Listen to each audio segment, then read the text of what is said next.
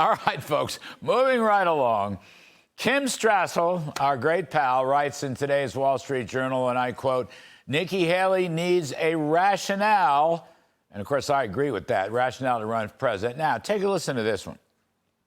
Election night, Trump gets on stage. He throws an absolute temper tantrum talking about revenge. Nothing about how he's going to secure the border and what he's going to do different that he didn't do when he was president before. He said nothing about how he's going to prevent war. Honestly, nothing about securing the border. We're going to get into that in just a second. But I want to give the perfunctory introductions to our distinguished panel. We have Charlie Hurt, Washington Times opinion editor and Fox News contributor. And we have the great Steve Forbes, Forbes media chairman and editor-in-chief and author of Inflation, What It Is, Why It's Bad, and How to Fix It.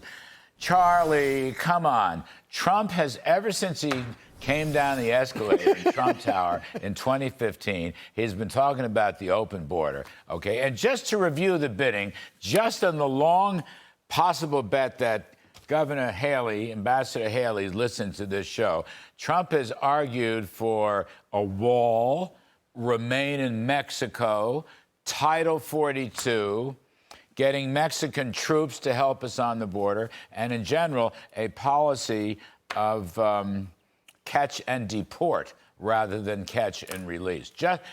He couldn't be clearer. Now, how does she say a thing like that? That he has no... I don't. Come on. Yeah, no, it's insane. I don't know how she makes the argument. I also don't know how she makes the argument that somehow she's the anti-war candidate as well, and she's also the anti-establishment candidate. When did she say she was anti-war? Well, she said that in that same clip, she just said he also didn't say anything about how he was going to end any wars. Oh, right. Like she's like this big anti-war candidate. But then the other thing is that like she's this big anti-establishment. You want to know what an anti-establishment candidate looks like? It's the guy that has 91 indictments against him, and they're doing everything they can to destroy him. Good point. But of course, you know, Donald Trump, and what Donald Trump did with the border is even more extraordinary than we generally give him credit for. He proved what both parties ignored for decades, and that is that it is possible to seal the border, and you can seal the border with the laws that we have in place, and it puts a lie to Joe Biden's claims right now that he needs new laws in order to seal the border. No, you don't. It was the border. It was not the whole thing wasn't fixed, but the border was sealed. Yeah. And he had built the wall, and the wall was called Mexico, and Mexico paid for it. How does she come off saying that? Now, Steve Forbes, she'll say anything as well. I don't want to break your heart. If you're for Nikki Haley, that's fine. I believe in free speech and the Second Amendment, especially your free speech. First Amendment, I beg your pardon. Second Amendment, guns, I like that one too. But it's interesting. The Wall Street Journal, which trashes Trump on a daily basis, whatever they can. And we love the Wall Street Journal, and we've written for the Wall Street Journal, and we love Paul Gigot, but on this subject, not so much. But yesterday's editorial and today's Kim Strassel, we love Kim Strassel too, basically saying she has no, Nikki Haley has no rationale for her presidential run. She has no core issues. I mean, years ago, Trump had the border. The other one was cutting taxes. He had a big tax cut plan. Also recently, drain the swamp. That's still been Trump. So at least you may not like him, but you know what he stands for. Now, Kim Strassel says, for example, Nikki Haley talks about promises to fix the economy, but no plan, beat China, but no plan, strengthen the cause of freedom, but no plan. She'll say she's pro-border, pro-jobs, pro-freedom, and 100% pro-American. In other words, she fleshes out nothing. There's no policy development in her campaign. And I wanted to get your thought on that, because if you're going to run for president, like you did years ago, you had concrete, wonderful ideas for a Forbes presidency, including the flat tax being just one of many. What is she running on? Well, that's why neither she nor Governor DeSantis were able to get real traction. It was fine to say, we don't like Trump. Okay, fine. But they didn't offer a rationale. If you asked a bumper sticker, what would you put for Nikki Haley? What would you put for DeSantis? Ronald Reagan had tax cuts, rebuild the military, get America moving again. John Kennedy, same thing. What was their rationale? What was their big issue? Did she embrace education, say, here's what we're going to do to really beat the unions who have wrecked the education of millions of kids who really need it? She have a tax plan or something like that? A vision for the future. They neither had that put out that kind of vision. And if you don't, then guess what? People are going to say, well, is it a personality contest? What are the principles? Which is what really she's playing inside baseball horse race stuff, like picking little things. Trump forgot a name of a congressman, and she's trying to blow that up into a big. Who cares? I forget.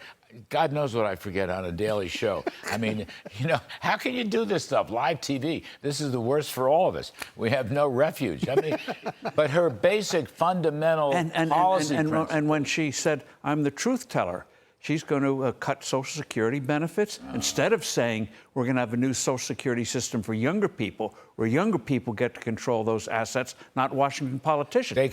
People would have said, well, that's very interesting. I want to learn more. Market-oriented investment choice. You could have approved stock market exchange-rated exchange funds. You could have bond funds if you want. This is something you ran on this. How many years ago was it? 20 years ago plus. We were almost in college. First in 96. 96. No, that's right. And I introduced it in Arizona, in Sun City, among people our age. Yeah. And as long as you made clear you weren't going to cut their benefits, they were saying, yeah, we got to do something for younger people. Right. So the real question about her is, in my mind, is, will she run as a third-party candidate for something like no labels? Yeah, she ain't going to get the no labels. Is well, if she goes on to lose her home state of South Carolina in the primary, we're not going to have to worry about what she does in the future. She'll go the way of Al Gore. But Charlie, one more. There's an interesting story up on Real Clear Politics. A chap named J. Peter Zane. I don't know, but Real Clear Politics, great website. My pal John McIntyre. So he's saying Trump is not the cause of the chaos. Now this is interesting.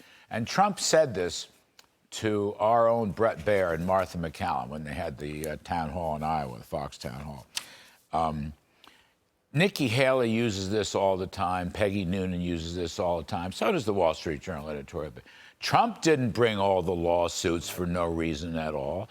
Trump didn't start the Russian hoax, which was completely, utterly phony, without any evidence whatsoever. I mean, it was one thing. Trump's not the one taking his name off the ballot or taking, right? These guys, the chaos was built by Trump's critics, not by Trump. I think that's an important point. He is not the cause of the chaos. Oh, absolutely. You can't control what your enemy decides to weaponize and use against you. There it is, weaponize. And turn into chaos.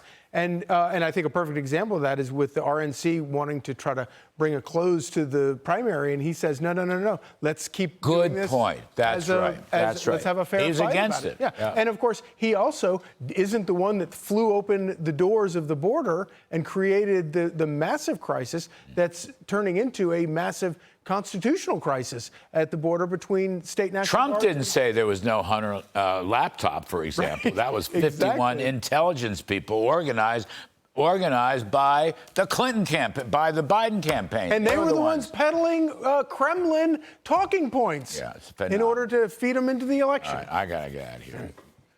I miss a few on live TV. It doesn't mean I'm senile. No, hoping we can vote on that later. We can vote on that after the show when we're off TV. Steve Forbes and Charlie Hurd. Please, folks, catch Charlie Hurd tonight at 6 p.m. Eastern when he guest hosts The Bottom Line with Dagan McDowell right here on Fox Business. Guy's going to ask for a raise, and he deserves one.